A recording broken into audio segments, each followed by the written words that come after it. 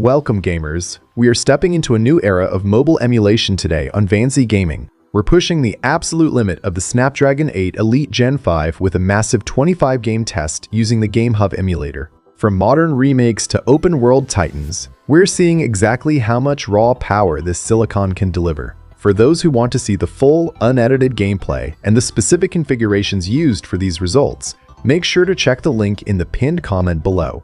Let's dive straight into the performance data.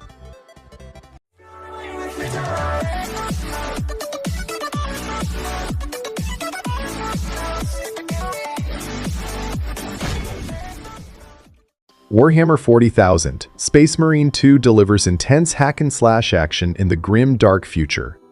Running on the Snapdragon 8 Elite Gen 5, it maintains around 30 FPS. To get the most fluid experience out of this powerhouse, be sure to fine-tune your internal configuration within the GameHub Emulator. Resident Evil Requiem brings a chilling atmosphere with its refined horror mechanics. This chipset handles the dread quite well, with performance ranging between 30 and 50 FPS. Finding a personalized balance in your settings is key to keeping the frame rate steady as the tension rises. Atomic Heart offers a unique, fast-paced combat experience in a dystopian Soviet setting. Performance on this hardware averages a smooth 60 FPS in GameHub. Don't forget to optimize your GPU rendering to maintain that high-speed response while fighting off rogue robots. Gears of War 5 provides brutal cover-based shooting and massive set pieces. This chipset hits around 30 FPS, but with next-gen frame assistance, the visual flow appears much higher. Try experimenting with different container presets to keep those chainsaw executions looking as smooth as possible. Forza Horizon 4 brings beautiful open-world racing to life, with the Snapdragon 8 Elite Gen 5 averaging between 30 and 40 FPS.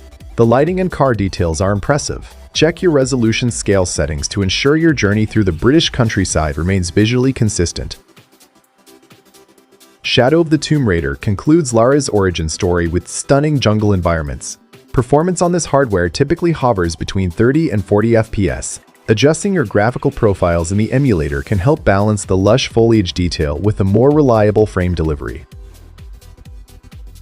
Doom Eternal is all about high-speed aggressive combat, and the silicon delivers a fantastic 60 FPS. The demon-slaying action feels incredibly responsive. To keep the mayhem going without a hitch, make sure to check your memory allocation within the GameHub settings menu. Far Cry 5 takes the open-world chaos to Montana, running at about 30 FPS on this chipset. The massive draw distance is handled well. Be sure to tweak your environment variables in the emulator to help the processor maintain a steady flow while you're liberating the cult-controlled zones. Blur combines realistic car handling with explosive arcade power-ups.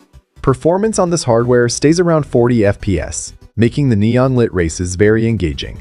Fine-tuning your frame pacing settings is recommended to ensure every boost and weapon fire remains fluid during the high-speed chases. F122 brings the pinnacle of motorsport to the palm of your hand, with the Snapdragon 8 Elite Gen 5 averaging 40 FPS. Every corner feels sharp and technical. Finding the right internal configuration for your device will help you keep that racing line perfect throughout the Grand Prix. World War Z Aftermath features massive swarms of zombies, yet it reaches an impressive 70 FPS using the Ludashi emulator core. This chipset shows some serious power here. Optimize your CPU affinity settings to help the emulator manage the hundreds of NPCs on screen without dropping performance. Watch Dogs 2 offers a vibrant, hackable San Francisco with performance ranging from 40 to 50 FPS. This silicon handles the city's complex systems quite well. Try experimenting with your shader cache to avoid any stutters while you're driving through the dense urban environments. Monster Hunter Rise brings the thrill of the hunt with its unique wire bug mechanics. On this hardware, the game maintains roughly 30 to 40 FPS. To keep your hunts responsive and fluid, be sure to adjust your rendering presets in GameHub to handle the large monster effects more effectively. Oceanhorn 2, Knight of the Lost Realm delivers a grand RPG adventure with beautiful visuals. The Snapdragon 8 Elite Gen 5 handles this one easily, ranging between 50 and 60 FPS. Check your internal resolution scale to enjoy the colorful world of Gaia with the best possible visual clarity. Stellar Blade features high-octane combat and incredible character detail. Performance on this chipset averages around 30 FPS through GameHub. To ensure the parries and dodges remain snappy, don't hesitate to play with your emulator's driver settings to get the best out of this heavy title. Black Myth. Wukong is a visually breathtaking journey into Chinese mythology. This processor maintains about 30 FPS, which is impressive given the high fidelity. Finding a balance in your graphical detail settings is essential to keep the legendary boss fights from feeling sluggish on this hardware. Red Dead Redemption 2 is a massive technical marvel, yet the Silicon manages a respectable 40 to 50 FPS. The Wild West looks incredible on this setup. Make sure to optimize your container configurations to help the emulator process the vast open-world physics and lighting systems. Battlefield 4 brings intense large-scale warfare, averaging between 50 and 60 FPS on the Snapdragon 8 Elite Gen 5. The destructible environments are handled well. Tweak your GPU rendering settings in GameHub to keep the multiplayer chaos or campaign action as smooth as possible. Ghost of Tsushima offers a beautiful and cinematic samurai experience. Performance on this hardware typically hovers between 30 and 40 FPS. To keep the sword duels and wind-guided exploration fluid, experiment with different DXVK versions available within the emulator's menu. Mafia 3 takes the criminal underworld to New Bordeaux, running at about 30 FPS. This chipset captures the 60s atmosphere and heavy combat decently. Be sure to fine-tune your system configuration to help manage the game's demanding lighting and shadow effects during high-speed rides. Dead Island brings tropical zombie-slaying fun at a consistent 30 FPS. The Silicon handles the physics in melee combat quite well. Adjusting your internal resolution can help ensure that the blood-soaked action remains steady while you're exploring the sun-drenched resort. GTA Vice City Nextgen Edition revitalizes a classic with updated visuals and lighting. This hardware handles the neon-lit 80s at a smooth 40 to 50 FPS. To keep the cruise through Ocean Drive looking its best, check your container's memory settings for a more stable experience.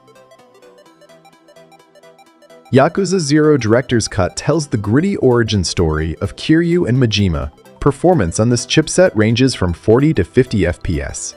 To keep the street brawls and minigames feeling snappy, don't forget to optimize your CPU presets within the GameHub Emulator configuration. Assassin's Creed Mirage returns the series to its stealth roots, averaging around 20 to 30 FPS.